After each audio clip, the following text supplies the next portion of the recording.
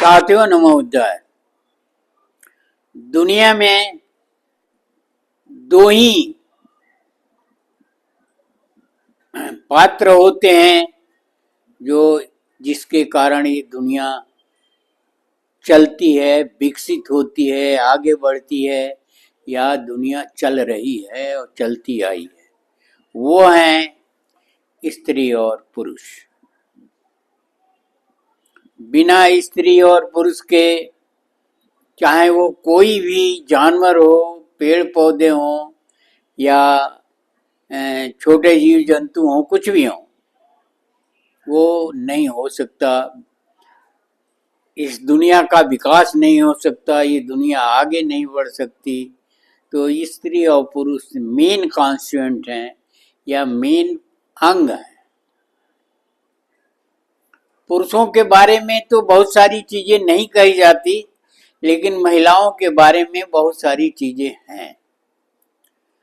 महिलाएं शारीरिक रूप से कमजोर होती हैं।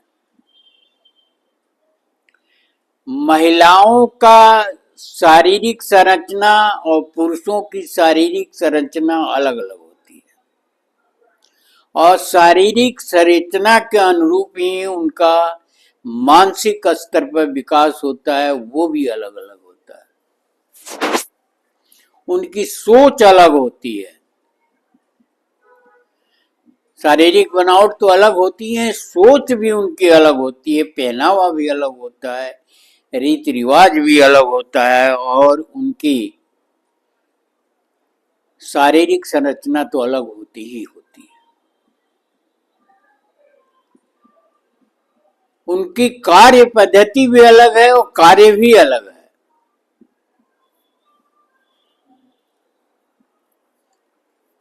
कुछ ही चीजें सामान्य हैं, जैसे खाना पीना, उसमें भी थोड़ी सी विसंगति है।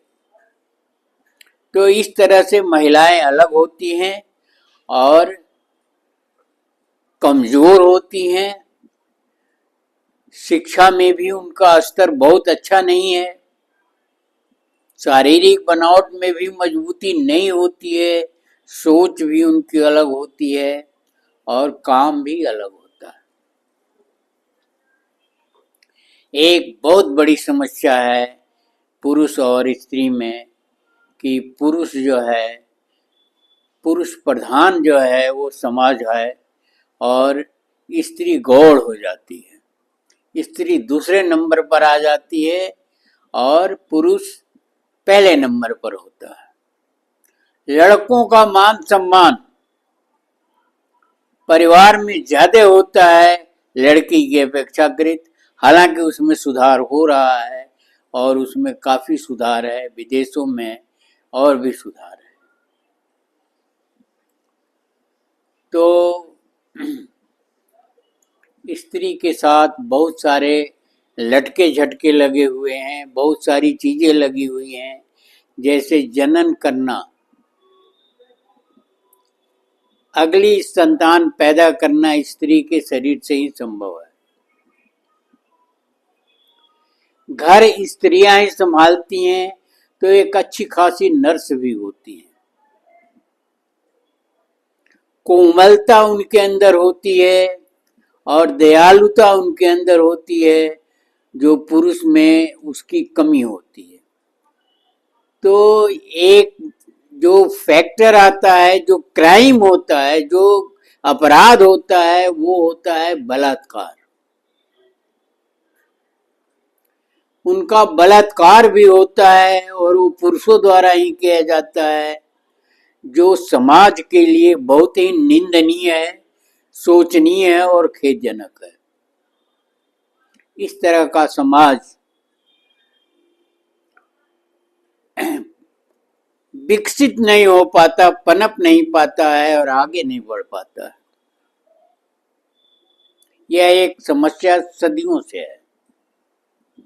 भारत इसमें अग्रणी श्रेणी में है, आगले वाली पंक्ति में है, क्योंकि भारत में शिक्षा की कमी है, भारत में रोजगार की कमी है, स्वास्थ्य की कमी है और अगर शिक्षा नहीं है तो आदमी मानसिक रूप से दुर्बल है, उसके सोचने और समझने की शक्ति जो है कमजोर है।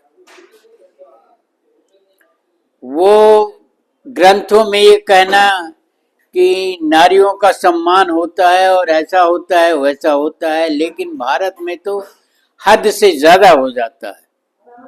उसमें कल्पना भी आ जाती है, उसमें राजा महाराजे भी आ जाते हैं, देवी देवता भी आ जाते हैं, ऋषि मुनि भी आ जाते हैं।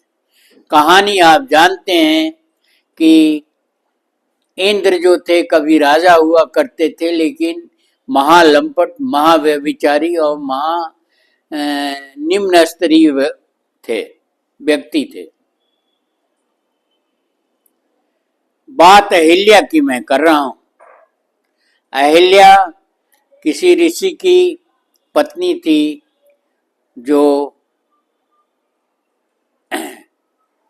घर में थी और बाहर गए हुए थे ऋषि, और राजा इंद्र ने अपने तप से, जैसा कहा जाता है जो गलत भी है, अंधेरा करके उसके साथ बलात्कार किया।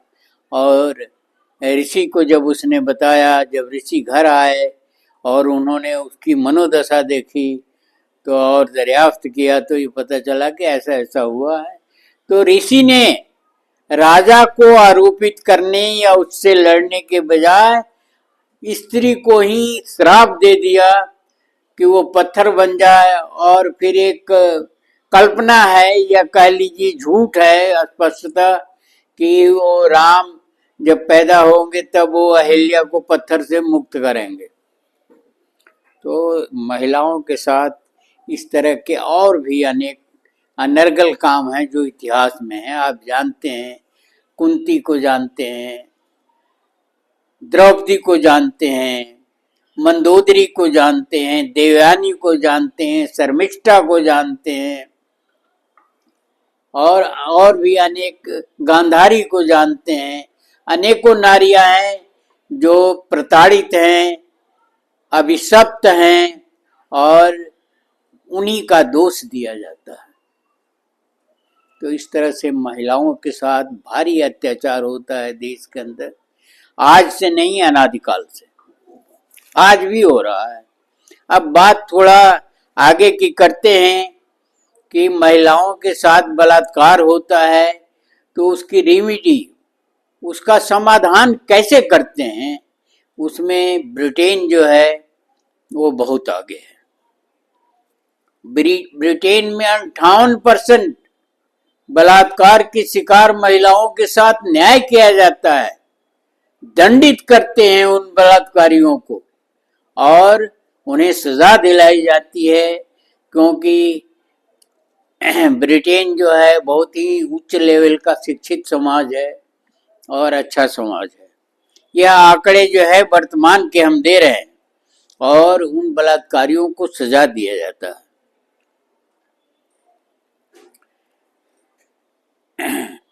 बलात्कारियों की बात करें तो भारत में भी स्थिति बहुत अच्छी नहीं है। कोर्ट के अंतर्गत पुलिस द्वारा इस तरह के सवालात किए जाते हैं जिसका जवाब स्त्री द्वारा दिया जाना संभव नहीं है। यहाँ तक कि स्त्रियां स्त्रियों के साथ ही दुर्व्यवहार करती हैं, और वो दोष स्त्री को ही दिया जाता है, जबकि उसका दोष न भी हो तो भी ये समाज करता है। स्त्रियां समाज की करती हैं और पुरुष तो करते ही करते हैं, जो अच्छी स्थिति नहीं कही जा सकती। और भारत में स्त्रियों के साथ काफी दुर्व्यवहार किया जाता है, काफी उनको अपमानित किया जाता है, और दोष स्त्री का ही दिया जाता है, जो अनर्गल है, अनावश्यक है और सही नहीं है। अब स्वीडन की बात करें तो स्वीडन में 10% बलात्कारियों को ही सजा मिल पाती है, जबकि इंग्लैंड में 58% बलात्कारियों को सजा मिलती है। भारत में यह आंकड़ा थोड़ा स्वीडन से ज्यादा है। 26% बलात्कारियों को सजा मिलती है और अमेरिका में 3% बलात्कारियों को सजा मिलती। स्वीडन इसके लिए बदनाम है।